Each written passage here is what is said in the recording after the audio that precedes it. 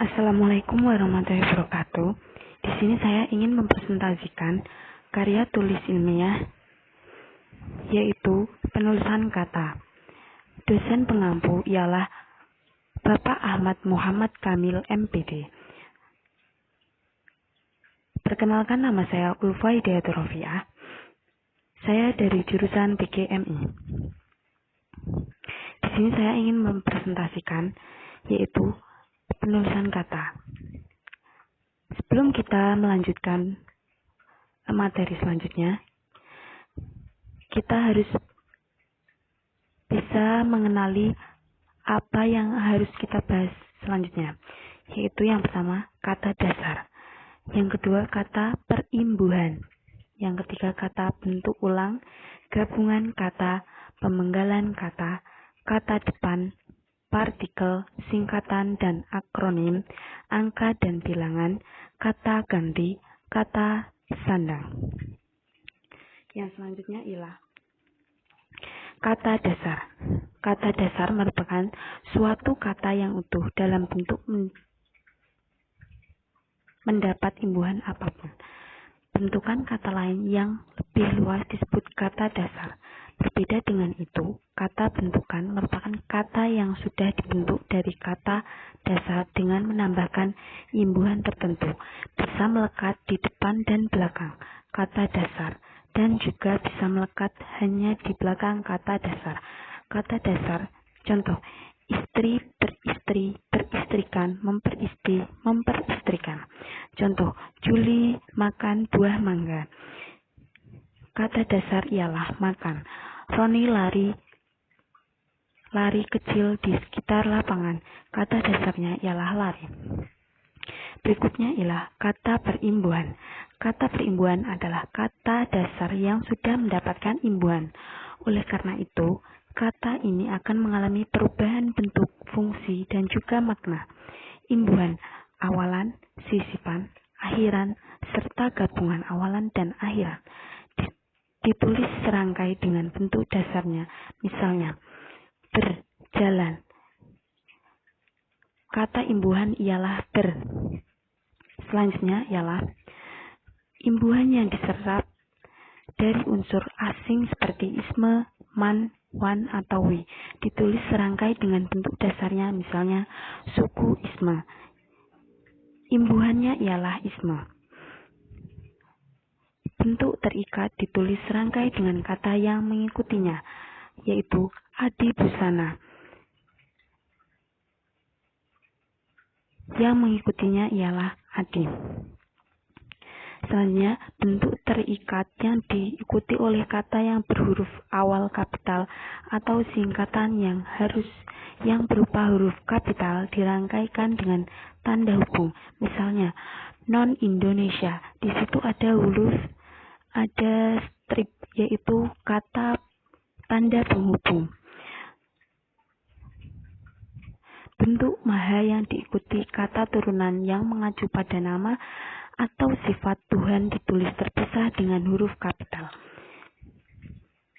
Contohnya ialah marilah kita bersyukur kepada Tuhan yang Maha Esa.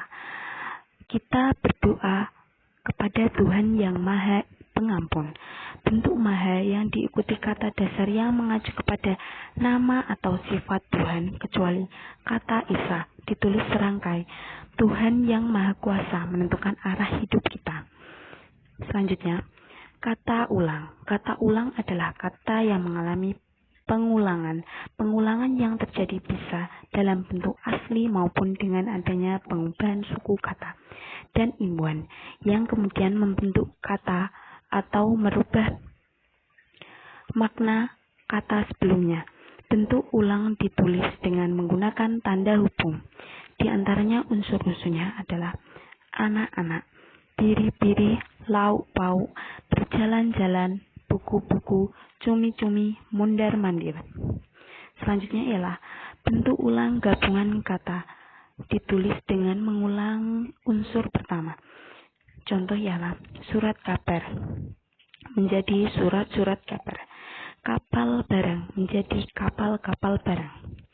Selanjutnya ialah bila bentuk ulang diberi huruf kapital, misalnya pada nama diri, nama lembaga, dokumen, dan lain-lain, atau judul, buku, majalah, dan lain-lain.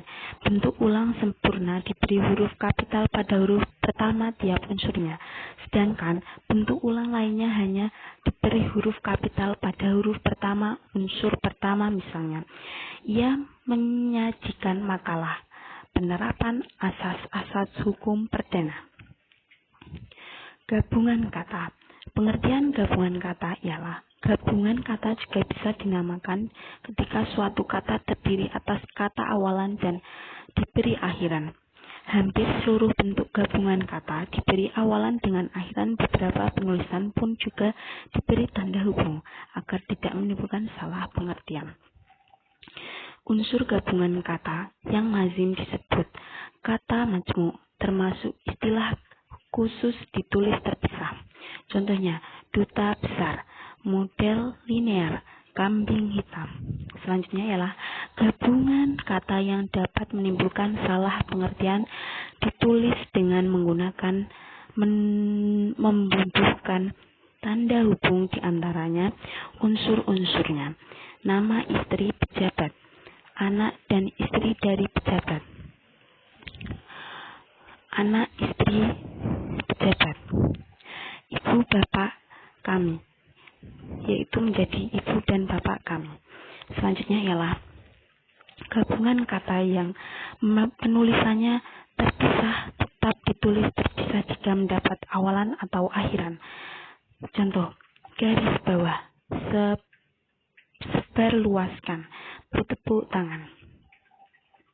Gabungan kata yang mendapat awalan dan akhiran sekaligus ditulis serangkai, dilipat gandakan, menggaris bawah, yaitu yang selanjutnya adalah gabungan kata yang sudah padu ditulis serangkai, ada bakali, ada kalanya, apalagi, bagaimana, dan barangkali. Pemenggalan kata pada kata dasar dilakukan sebagai berikut.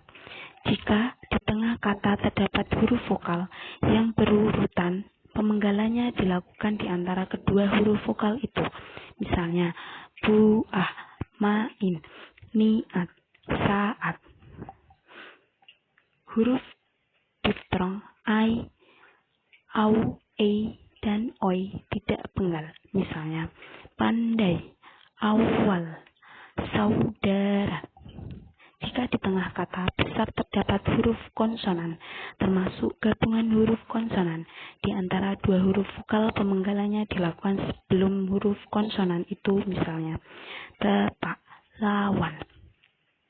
Selanjutnya ialah jika di tengah kata dasar terdapat dua huruf konsonan yang berurutan, pemenggalannya dilakukan di antara kedua huruf konsonan itu. Misalnya, April, caplok, makhluk. Jika di tengah kata dasar terdapat tiga huruf konsonan atau lebih yang masing-masing melambangkan satu bunyi. Misalnya, ultra, intra. Selanjutnya ialah catatan gabungan huruf konsonan yang melambangkan satu bunyi tidak dipenggal. Misalnya, bangkrut. Pemenggalan kata turunan sedapat-dapatnya dilakukan di antara bentuk dasar dan unsur pembentukannya. Misalnya, berjalan, mempertanggungjawabkan. Selanjutnya ialah pemenggalan kata berimpun yang bentuk dasarnya mengalami perubahan dilakukan seperti pada kata dasar. Misalnya, menutup. Pemenggalan kata bersisipkan dilakukan seperti pada kata dasar. Misalnya, gelembung. Selanjutnya ialah pemenggalan kata yang menyebabkan munculnya satu huruf di awal atau akhir baris tidak dilakukan. Misalnya, beberapa pendapat mengenai masalah itu telah disampaikan. Jika sebuah kata terdiri atas dua unsur atau lebih dan salah satu unsurnya itu dapat bergabung dengan unsur lainnya, pemenggalannya dilakukan di antara unsur-unsur itu. Tiap unsur gabungan itu dipenggal seperti pada dasar. Misalnya, biografi, biografi, biografi. nama orang yang terdiri atas dua unsur atau lebih pada akhir baris penggal antara unsur-unsurnya. Misalnya, lagu Indonesia Raya digubah oleh Wake Rolf Supratman. Singkatan nama dan gelar yang terdiri atas dua huruf atau lebih tidak dipenggal. Misalnya, ia bekerja di DLLAJR. Pujangga terlahir Keraton Surakarta bergelar RNG Rangga Warista. Catatan penulisan berikut dihindari. Ia bekerja di DLLAJR. Selanjutnya ialah kata depan. Kata depan sendiri merupakan jenis kata yang ditulis di depan sebelum menuliskan kata benda, kata kerja atau keterangan, dan juga kata yang lainnya. Sehingga sesuai dengan namanya, kata jenis ini posisinya selalu berada di depan. Kata depan seperti di, ke, dan dari ditulis terpisah dari kata yang mengikutinya. Misalnya, di mana dia sekarang? Kain itu disimpan di dalam lemari. Selanjutnya ialah partikel. Apa itu partikel? Dalam ilmu fisika, partikel atau korpuskula dalam teks yang lebih tua adalah objek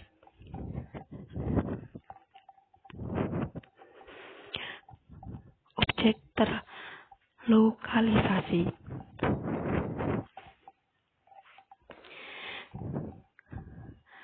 yang dapat memiliki beberapa sifat fisik atau kimia seperti huruf atau massa. Istilah partikel agak umum artinya dan disempurnakan sesuai kebutuhan berbagai bidang sains. Partikel lah, kah, dan tah ditulis serangkai dengan kata yang mendahulunya. Misalnya, bacalah buku itu baik-baik.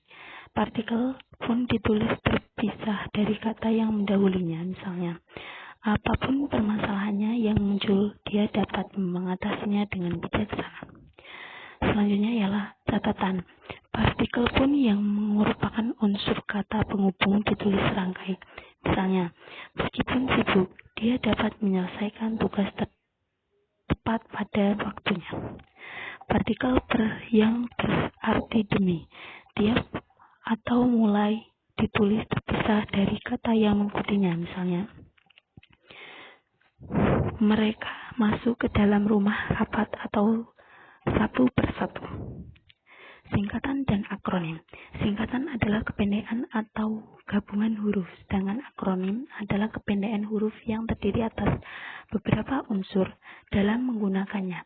Akronim berfungsi sebagai penyingkat atau lembaga atau organisasi. Akronim bisa ditulis dengan huruf kapital atau huruf biasa, tergantung konteks kata yang akan digunakan.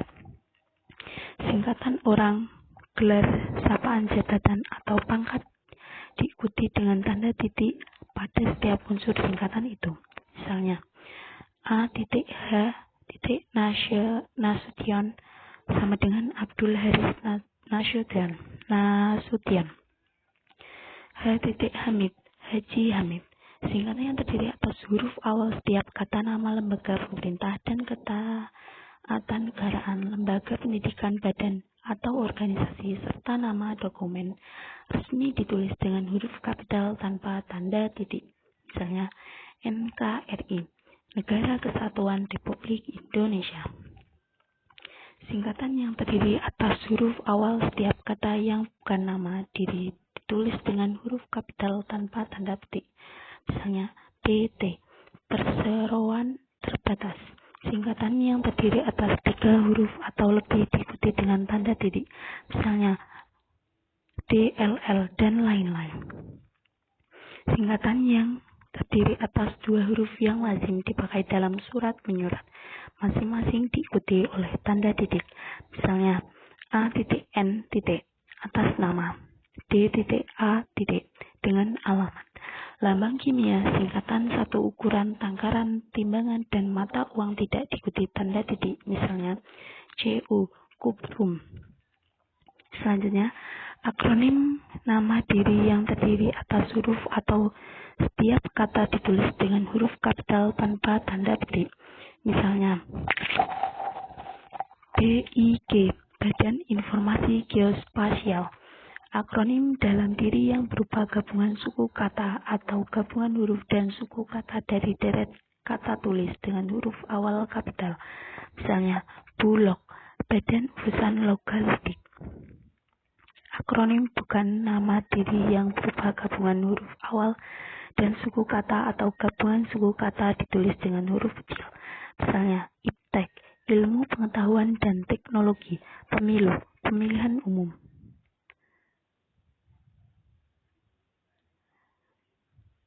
Angka dan bilangan. Dalam bahasa Indonesia, penulisan angka dan bilangan dalam kalimat harus diperhatikan. Angka adalah lambang bilangan, sedangkan bilangan dapat dinyatakan dengan angka atau kata. Penulisan dan penggunaannya tergantung pada konteks kalimatnya. Angka Arab atau angka Romawi lazim dipakai sebagai lambang bilangan atau nomor. Bilangan dalam teks yang dinyatakan dengan 1, 2 tulis yang huruf kecuali jika dipakai secara berurutan seperti dalam perinciannya. Misalnya, mereka menonton drama itu sampai 3 kali. Selanjutnya ialah bilangan pada awal kalimat ditulis dengan huruf, misalnya 50 siswa, 3 pemenang. Apabila bilangan pada awal kalimat tidak dapat dinyatakan dengan 1 atau 2 kata, susunan kalimatnya diubah menjadi panitia mengundang 250 orang peserta. Angka yang menunjukkan bilangan besar dapat ditulis sebagai huruf-huruf supaya lebih mudah dibaca. Misalnya, dia mendapatkan bantuan 250 juta rupiah untuk mengembangkan usahanya. Angka dipakai untuk menyatakan atau panjang kertas, valuasi, dan waktu, serta B nilai uang. Angka dipakai untuk menomori alat seperti jalan, rumah, apartemen, atau kamar. Misalnya, Jalan Tanah Abang 1 nomor titik 15 atau Jalan Tanah Abang 1 garis miring 15. Angka dipakai untuk menomori bagian kanan atau ayat kitab suci. Misalnya, bab surat Yasin titik 29. Penulisan bilangan dengan huruf dilakukan sebagai berikut. Bilangan utuh. Penulisan bilangan tingkat dapat dilakukan dengan cara berikut. Misalnya, Ahad, abad ke-20. Penulisan kata yang dapat akhiran dilakukan dengan cara berikut. Misalnya, 5 lembar uang seribuan, 5 lembar uang seribuan. Penulisan dengan kata dan huruf sekaligus dilakukan dengan peraturan perundang-undangan, akta dan kwitansi.